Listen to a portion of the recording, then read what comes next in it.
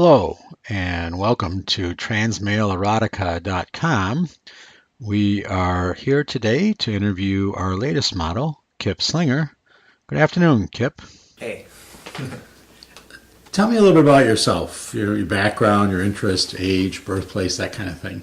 um, I was born in Madison, Wisconsin, and I've lived in the Midwest my whole life. Lived in Madison and then also lived in Chicago growing up.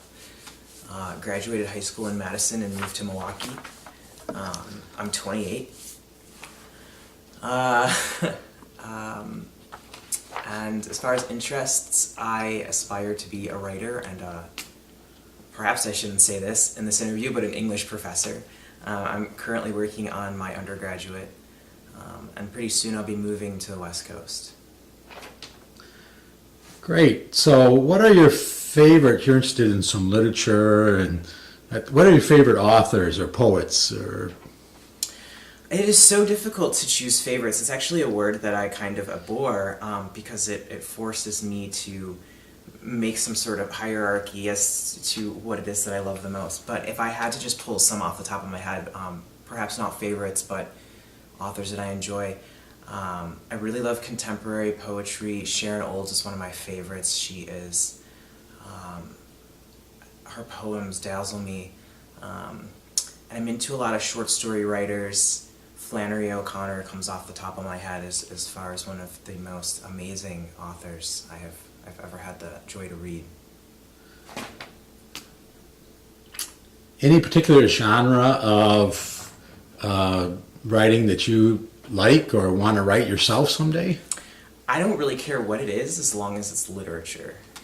So as long as it can be interpreted or it gives me insight into myself or perhaps just, the people around me, it's cool. The context in which it takes place isn't as important to me as its interpretive value.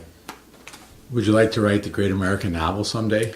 I would never aspire to something like that. It's far too ambitious. If it accidentally happened, then cool, man. So, let's get a little bit into your transition. What was that decision like to finally decide that you were going to transition? Well, to be honest, I didn't know it was coming. I was one of those people who was, very clearly always trans, but very clearly in, some really serious denial. And one day, about a year ago, actually, I was sitting down and thinking about the way that I interpret gender and thinking about the way that I felt about my own gender, and I just asked myself, hey, could you be trans? And it was like that question exploded my head. I felt like somebody had just pushed me off the edge of the cliff and I just hit every damn rock on the way down. And it honestly sent me into a panic. And I think that if the answer had been no, I would have brushed it off. But it was clearly something I'd been running from for so long. That I just freaked. It felt like I had finally opened the door and all this stuff came tumbling out, and I thought about it for weeks and talked to many people and finally came to the conclusion that yes, in fact, this is, something that I need to confront. And I made the decision to transition a month later after that. That's very decisive and very quick. Yes, it was very fast. So, now that we can say, well, you're relatively late in your life. I mean, 28 is very young, but compared to a lot of younger men who start these decisions and the whole process in their teens or even earlier or in their early 20s, has that created any special challenges, do you think, for you? I think it's the challenges that it's created most have probably been ones that have happened within myself. I have a lot of regret and resentment that I didn't do it earlier and I didn't know earlier, and I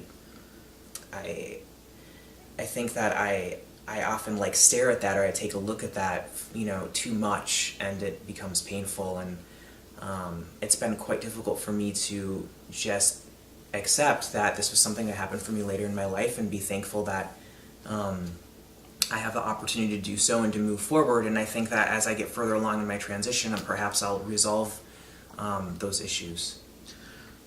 Do you mind talking a little bit about what held you back? Because you said you have a little bit of resentment, and do you mind talking a little bit about what held you back in terms of starting your transition? I know you told me off camera a little interesting story about when you were 6 years old.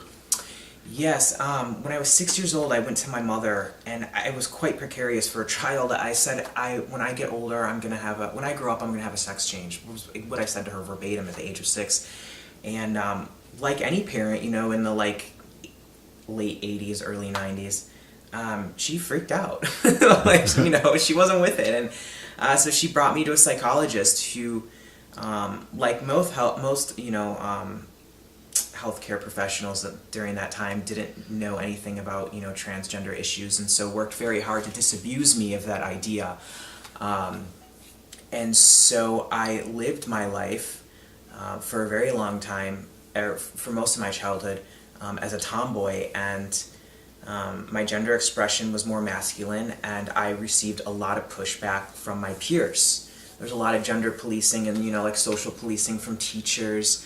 And they made fun of me and they teased me, and I learned very early on that having this masculine gender expression, being born into the body that I was born into, was not okay, and that I should be ashamed. And so that kind of drove me further into denying my transgender identity.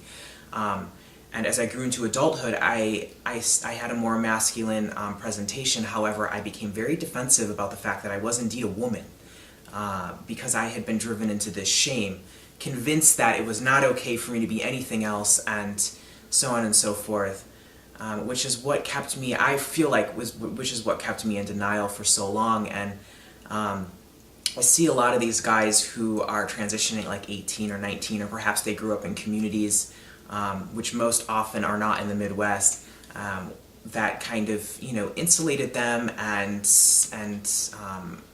supported their transition. And to be honest, I'm quite envious.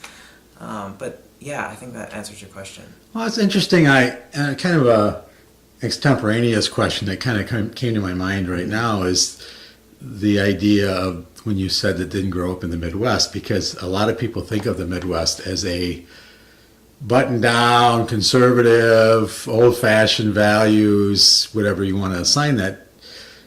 And then I know you're moving to the West Coast, and so is that part of your process of thinking of when you decided to relocate, was that this would be more tolerant, more understanding, I'd fit in easier? Is that possible, or am I reading more into that? No, you're not reading more into that. My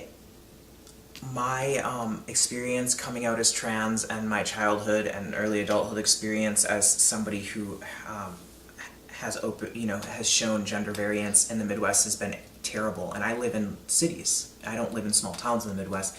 Perhaps Chicago is different, it being the largest city in the Midwest. But it's been terrible, and it's been ranging from abuses all the way up to people who want to be sensitive but are just ignorant, and really speak out of turn, and so on and so forth. And now this is my personal experience. Not everyone's experience is like this. And I've talked to many people where I'm telling them, hey, I'm going to move because I need something different. And they're like, well, you're going to meet these challenges anywhere you go. And so I'm trying to be honest with myself about that. However, moving to the West Coast, I am hoping to find a community that supports and understands me a little bit more, since there are more queer and trans people concentrated in those areas. What are the biggest challenges you've faced so far in regards to your transition and assuming your natural gender identity? I think that my biggest challenges have been the way that I react to other people. I'll get pushback from a person, or somebody will say something insensitive, or somebody will say something where they're misgendering me, or policing my gender, and it triggers all of these emotions within me, and I don't know what to do with those. I could say that those people are my problem, but if I felt solid enough in my identity in those moments, then they would cease to be a problem.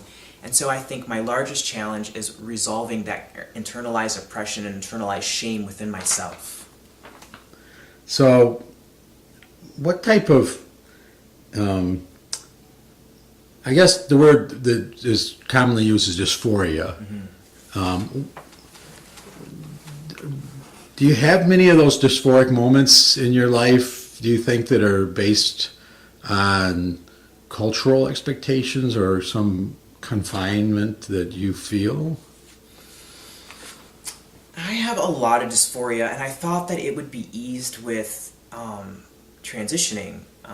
And what happens is this, like the transition, right? Having surgery or taking the testosterone takes care of like one area, and then I find something else to like focus in on and be like, you know, and then that's all I see, and I judge my entire appearance or the way my entire identity or the projection of my identity to others based on this thing that I'm honing in on, and it's just this general and painful, absolute like dissatisfaction with my, you know, with my aesthetic, and a lot of that is I need to resolve that within myself. Now, you had an unusual surgery, and by unusual surgery, I mean that you not only had top surgery, but you also had an additional surgery at the same time. Could you tell us a little bit about that?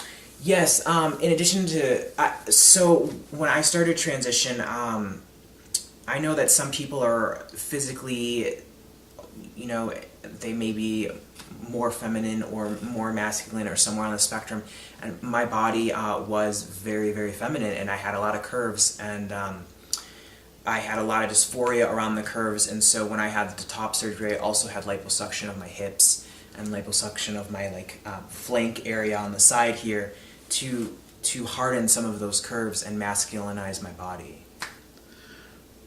You know, one of the things that, the advantage that we have, when we won't post this part on YouTube, but is that having this on our own website, we'd like to take a look at some of those changes and maybe do some comparison, if you don't mind sharing those with us. Not at all.